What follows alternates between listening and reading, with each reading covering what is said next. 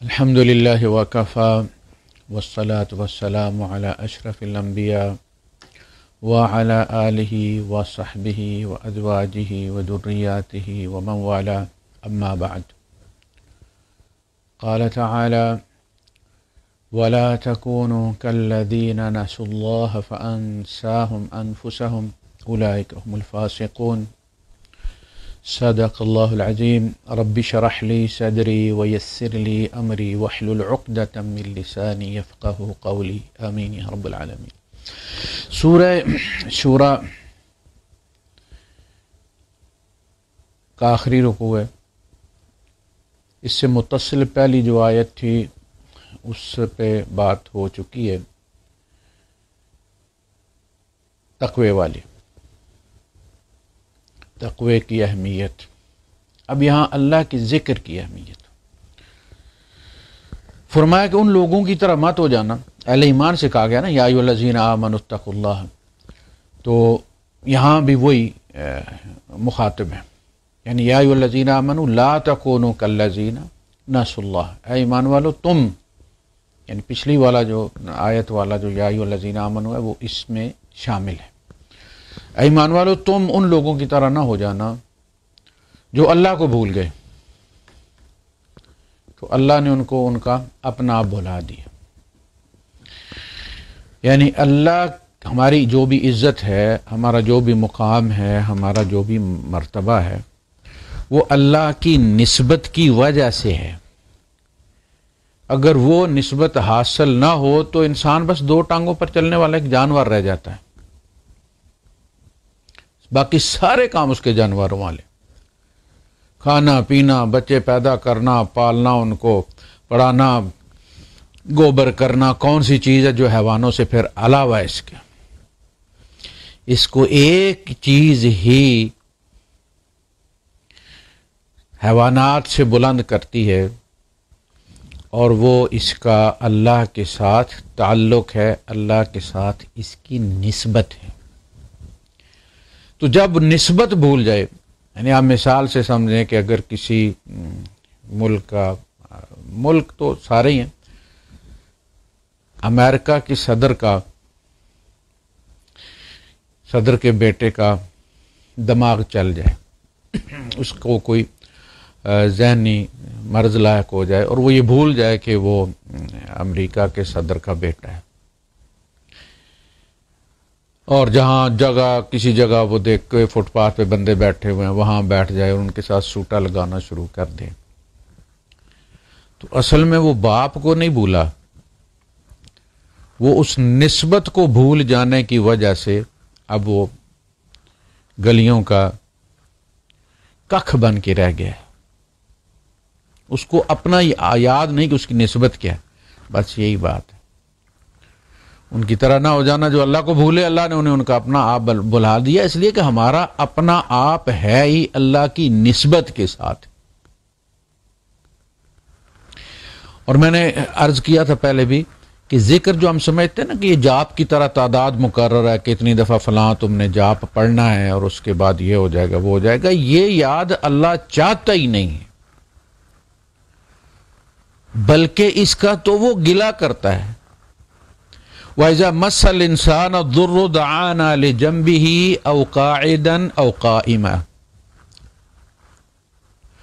فَلَمَّا كَشَفْنَا عَنْهُ ضُرَّهُ مَرَّ كَأَن لَّمْ يَدْعُنَا إِلَىٰ ضُرٍّ مَّسَّهُ. انسان کو جب کوئی مصیبت آتی ہے تو وہ ہمیں پکارتا ہے،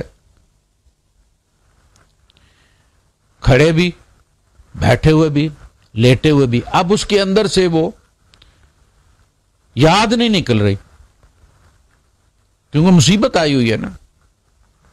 فَلَمَّا كَشَفْنَا عَنْهُ ضُرَّهُ، پھر جب ہم اس کی اس تکلیف کو ہٹا دیتے ہیں، مرہ یا مرورن، مرور کہتے ہیں ٹریفک کو، مرہ یا مرو گزرنا.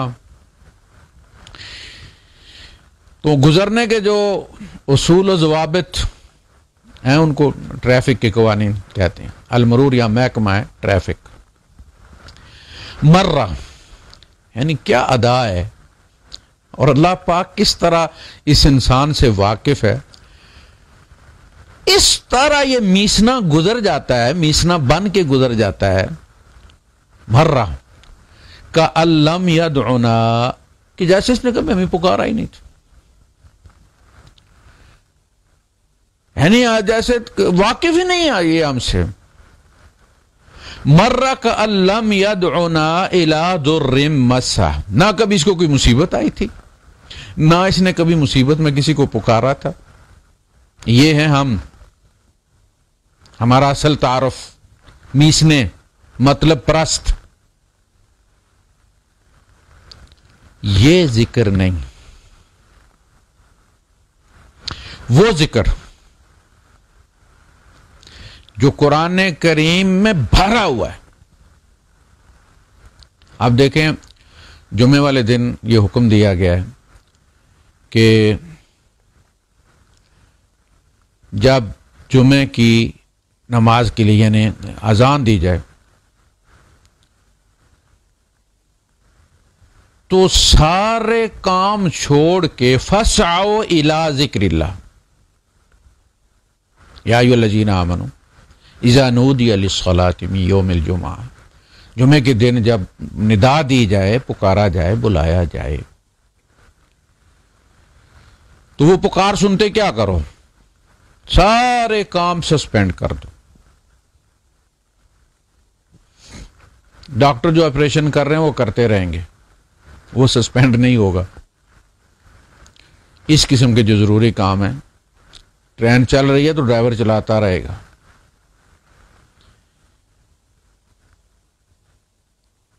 یا ایھا الذین آمنوا اذا نودی للصلاۃ من یوم الجمعۃ فاسعوا الی ذکر اللہ، تو اللہ کی یاد کی طرف دوڑو. دوڑو سے مراد جلدی کرو، ہری اپ. یہ فاسعوا ہری اپ. وذروا البیع، بیچنا چھوڑ دو. جب بیچنا مطلب یہ جب بیچنا ختم کر دیا گیا، دکان بند کر دی گئی، تو خریدنے والے کا تو پھر کام ہی ختم ہو گیا. اس لیے خریدنے کی بات نہیں کہ بیچنے کی بات، کہ دکان بند کرو، دکان بڑھا دو. فاسعوا الی ذکر اللہ وذروا البیع. اچھا، فاذا قضیت الصلاۃ، جب نماز ختم ہو گئی ہے تو اب کیا کرو؟ آئے کس طرف تھے؟ دوڑے کس طرف تھے؟ الی ذکر اللہ، اللہ کے ذکر کی طرف. اب نماز ختم ہو گئی ہے تو گئے کس طرف ہیں؟ فانتشروا فی الارض وابتغوا من فضل اللہ، زمین میں پھیل جاؤ اور جا کے اللہ کا فضل ڈھونڈو. اللہ کا فضل ڈھونڈو یعنی دنیا، پیسہ، کاروبار. اس کو اللہ نے خیر اپنا فضل کہا ہے. ان ترک خیرن الوصیۃ للوالد، اگر اس نے مال چھوڑا ہے، مال کو کیا کہا؟ خیرن. مال والے کو آپ کیا کہتے ہیں؟ مخیر. یہ جو ہمارے یہاں پروپیگنڈا ہوتا ہے نا، دنیا یہ اور دنیا وہ ہے، اور اس کے بعد پھر وہ انتظامیہ کے سامنے ہاتھ باندھ کر کھڑے ہو جاتے ہیں کہ ایڈوانس تنخواہ دے دیں، مہربانی ہے آپ کی. یہ اسی کو گالیاں دے کے آتے ہیں. خیرن حلال کی ہے تو یہ ضرورت ہے معاشرے کی. یہی کما کے پھر جن کو تم دنیا دار کہتے ہو، یہ تمہارے مدارس اور جامعات اور مساجد بناتے ہیں، یہی تمہارے یتیم پالتے ہیں، اور کہتے ہیں آنکھیں کھائیں اور منہ کھائے اور آنکھیں شرمائیں. آنکھیں بھی نہیں شرماتی تمہاری. انہی کو لوٹتے ہو پھر تم، جن کی مذمت کرتے ہو، دنیا دار کہتے ہو ان کو، دنیا کا کتا کہتے ہو ان کو. فانتشروا فی الارض وابتغوا من فضل اللہ وانفقوا خیرا لانفسکم، مال اپنے جان کے لیے بھی خرچ کرو. خیرن، خیرن یہ خیر ہے، یہ اللہ کا فضل ہے. اس کو تلاش کرو. جبرائیل نہیں آئے گا، تم نے یتیم پالنے ہیں، اب تم نے مسکینوں کا خیال رکھنا ہے. یہ تمہارا امتحان ہے. ان کا حصہ تمہارے مال میں رکھا گیا ہے.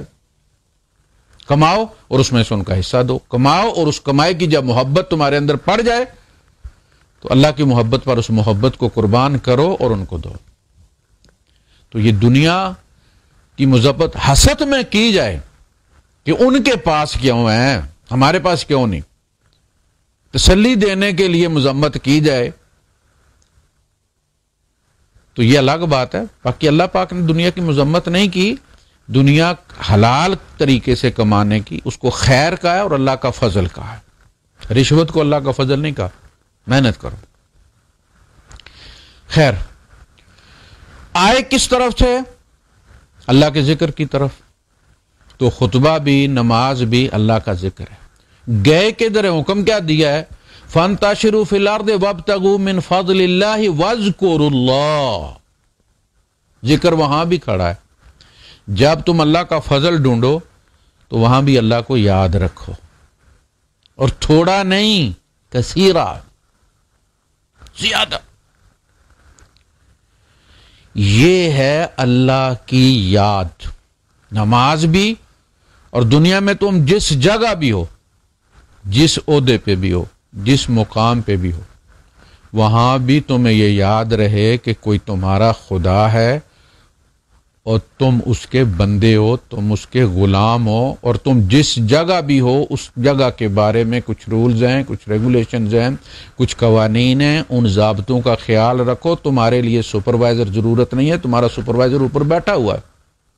وَمَعَكُمْ أَيْنَمَا كُنْتُمْ، وہ تمہارے ساتھ ہے جہاں کہیں تم ہو. وَلَقَدْ خَلَقْنَا الْإِنسَانَ وَنَعْلَمُ مَا تُوَسْوِسُ بِهِ نَفْسُهُ. ہم نے انسان کو پیدا کیا اور ہم اس کے وسوسوں سے بھی آگاہ ہیں. ہم بیٹھ نہیں گئے کہیں پر اور اس کو فرنچائز کر دیا، فلاں کو دے دیا، فلاں بابے کو سونپ دیا، اتنے فلاں کو دے دی. نہیں نہیں، میں خود تمہارے ساتھ. تمہارے وسوسے بھی میرے سامنے کھلے ہوئے ہوتے ہیں. یعنی اس قدر تعلق ہے اللہ پاک کا ہمارے ساتھ. تعلق ہے تو ہماری سانس چل رہی ہے. جو آپ بات کر رہے ہوتے ہیں، جب آپ دور ہوتے ہیں وائی فائی سے تو رک جاتا ہے نا سب کچھ. اسی طرح جب بندہ رب سے دور ہوتا ہے تو پھر وہ رک جاتی ہے ہر چیز. پھر نہ اس کی نماز رہتی ہے، وہ پھر دکھاوا رہ جاتی ہے. فویل للمصلین، پھر ایسے نمازیوں کے لیے ہلاکت ہے جو اپنی نماز کے مقصد سے ہی غافل ہو گئے. تو اللہ یاد اس طرح رہے. دیکھیں، آپ جب آپ پہ کسی نے کوئی احسان کیا ہوا ہو، کوئی تحفہ دیا ہوا ہو، تو آپ کسی دن صندوق کھولیں اور آپ کو اس کا وہ تحفہ نظر آ جائے تو وہ یاد آتا ہے؟ نہیں آتا. صرف اس کے تحفے کو دیکھنا جھٹ پٹ پوری فائل کھول دیتا. آپ کا اس کے ساتھ تعلق قائم ہو جاتا ہے اور اس کا بایو ڈیٹا کھل جاتا ہے آپ کے دماغ کے اندر. اس نے مزید آپ پر کیا احسانات کیے ہیں، آپ کے ساتھ کتنا عرصہ رہا ہے، کس کردار کا بندہ تھا، وہ سارا کچھ کھل جاتا ہے. وہ اللہ پاک نے تو اپنی نعمتوں اور اپنے تحفوں سے اندر باہر چپڑ کے رکھ دیا ہے. وہ کیسے بھولا ہوا ہے؟ وَأَسْبَغَ عَلَيْكُمْ نِعْمَهُ ظَاهِرَةً وَبَاطِنَةً. ایک تو تھا آپ ہوٹل پہ جا کہتے ہیں جی سوکھا پراٹھا دیں، یعنی سوکھا پراٹھا بھی اور سوکھا بھی. سوکھی تو روٹی ہوتی ہے نا. سوکھا پراٹھا کا مطلب یہ ہے کہ اندر لگا دینا، باہر نہ لگا ہوا ہوگی. اور اللہ پاک نے تو تمہارے اندر باہر چپڑ دیا ہے. اسبغا وہ ہوتا ہے جس میں پراٹھے سے وہ گھی ٹپک رہا ہو، وہ اسبغا ہے. جس وضو سے پانی ٹپک رہا ہو وہ وضو اسبغا ہے. اس نے تمہیں سوکھا پراٹھا نہیں، اس نے اندر باہر تمہارا چپڑ دیا ہے. وہ کبھی تمہیں یاد نہیں آئے. افلا تذکرون. یار تم جب کھانا کھاتے ہو، لقمہ ہاتھ میں لیتے ہو، تو کبھی ہم تمہیں یاد نہیں آئے.